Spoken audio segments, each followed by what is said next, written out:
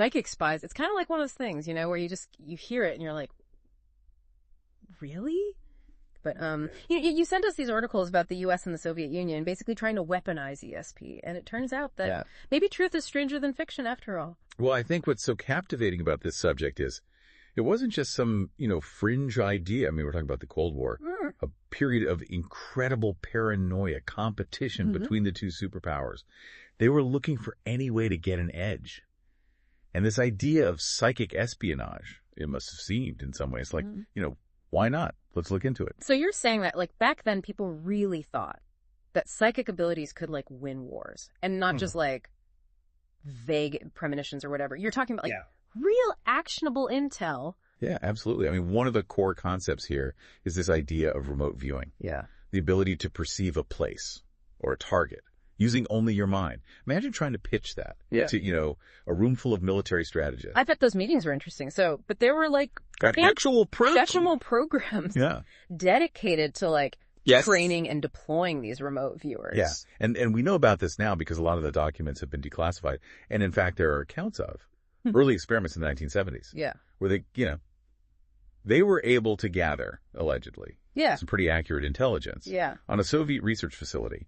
And that was enough to convince at least some people in the intelligence community that there might be something. So that's where, I mean, this is where Project Stargate comes in, right? With these like almost comically, like covert code names like Grill Flame. Like it's straight out of like a spy movie. Yeah. I mean, tucked away there at Fort Meade, Maryland. This was really the heart of the U.S. psychic spy program. Now they did. They dabbled in other things. They tried to find hostages, track down fugitives, that sort of thing. But the main objective, their bread and butter, was trying to gain an advantage over the Soviets in this, psychic arms race. So, okay, we've got these, like, top secret programs, this global rivalry, and, like, psychic powers that sound like they're straight out of, like, a comic book. What about the people involved, though? Like, who are these remote viewers? Well, that's what I find so fascinating about this is that, we're not talking about, like... your stereotypical, like crystal ball gazing psychics. Yeah. These were people from all walks of life. Some of them had military backgrounds. Others seemed, on the surface at least, to be surprisingly ordinary. Right. And they all have their own stories. Like, I was reading about Uri Geller, a guy who was famous for like bending spoons with his mind. It turns out he wasn't just a stage performer. He popped up on the CIA's radar too. He did. Yeah. And Geller's, alleged abilities, particularly, I guess. In the realm of like mind reading and things like that. I think that really intrigued the folks that were looking into any possible advantage in this world of espionage. And then you've got someone like Joseph McMoneagle, who was an Army veteran, who claimed to have participated in like hundreds of these missions, right? Like locating hostages in Iran, identifying like hidden KGB radios. I mean, if even half of it is true, it's like something out of, a spy movie. It's incredible. And then, of course, we can't forget about Angela Del Fiore Ford and her, alleged involvement in things like locating a fugitive in Wyoming. I mean, it adds another layer of intrigue to an already fascinating and bizarre story. And it really makes you think about, these were real people thrust into this world where reality itself almost seemed up for grabs. I mean, it's going to mess with your head, right? Yeah. Like imagine being told that you have these extraordinary abilities, being trusted with. Yeah. And really sensitive information. Yeah. But then also probably questioning your own sanity at times, right? Yeah. I mean, just the mental and emotional pressure. Yeah. Of essentially being, Okay. A psychic weapon in the middle of the Cold War. Yeah. I think it's understandable why. There are concerns about the potential impact that these programs could on individuals. It's easy to get caught up in like kind of the, your true factor. The cool factor, of psychic spies and everything. But like there's human costs there that we can't ignore. And speaking of, other players in this, it wasn't just the US dabbling in this stuff, right? The Soviets had their own ideas about how to harness the power of the mind, right? Oh, absolutely. They were deeply invested in psychic research. Yeah. But I think it's interesting to note that their approach was, in some ways, a little bit different. If the U.S. was really focused on trying to weaponize ESP for things like intel gathering and espionage, the Soviets seemed perhaps more interested in things like psychic shielding and even like influencing minds at a distance. Psychic shielding. So that's like a mental firewall. Against mind control. Yeah.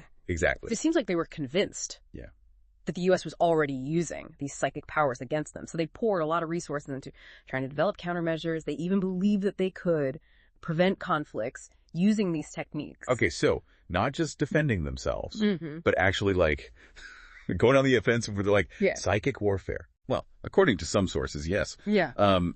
There's a retired KGB major general named Boris Ratnikov, and he actually claimed that the Soviets were actively, probing the minds of U.S. officials. Yeah. Trying to extract information, influence decisions, maybe even sow discord. Wait, hold on. You're saying they were trying to, psychically manipulate people like Robert Strauss and Madeleine Albright. That was the claim. It's a wild claim. But again, I think it kind of fits into this broader narrative of the Cold War, where if you believe that psychic espionage is a real possibility, then this idea of a psychic arms race, it almost seems inevitable. So we've got these kind of mind-blowing stories about psychic warfare, mind-bending abilities, but how much of this is actually true? I mean, this all sounds like something out of science fiction. Right. Well, and that's, I think, the million-dollar question here, isn't it? Yeah. There's a lot of intrigue. There's a lot of speculation.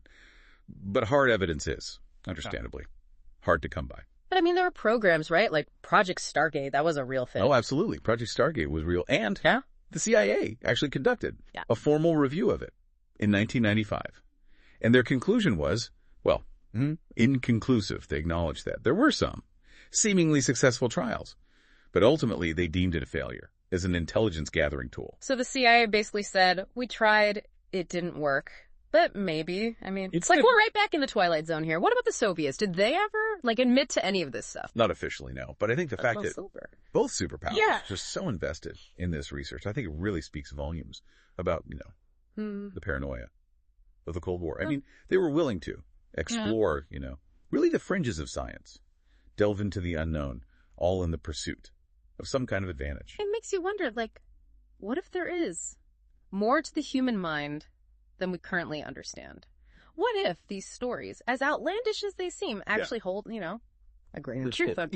We are talking about the world of espionage here, where secrets are everything, right? And what's more secret than the inner workings of the human mind? Yeah, it's like we're trying to look at a hall of mirrors here, trying to figure out what's real and what's not. Where do we even begin to draw the line? Right. It's a slippery slope for sure. And I think it really highlights, how much we still don't understand about the human mind. I mean, think about it. We're just scratching the surface.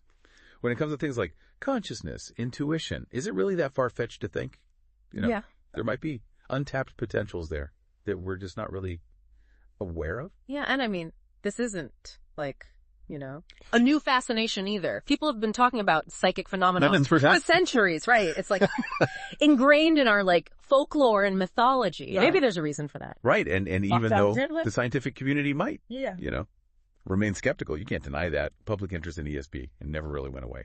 Maybe it's because people want to believe in something, beyond the everyday. Right, or maybe it's a sign that we shouldn't be so quick to dismiss these things. What they're talking about, the Cold War, right? What it seemed like the impossible was happening all the time. Yeah, that's what makes this whole topic so endlessly fascinating. It really forces us to question our assumptions, to kind of broaden our perspective. Yes. I mean, that's whether or not, psychic spies actually existed, the fact that they were even considered, that governments poured resources into researching these abilities. I think it really speaks volumes about the mindset of the time. For sure. Definitely makes you think about, reality and how maybe sometimes it really is stranger than fiction.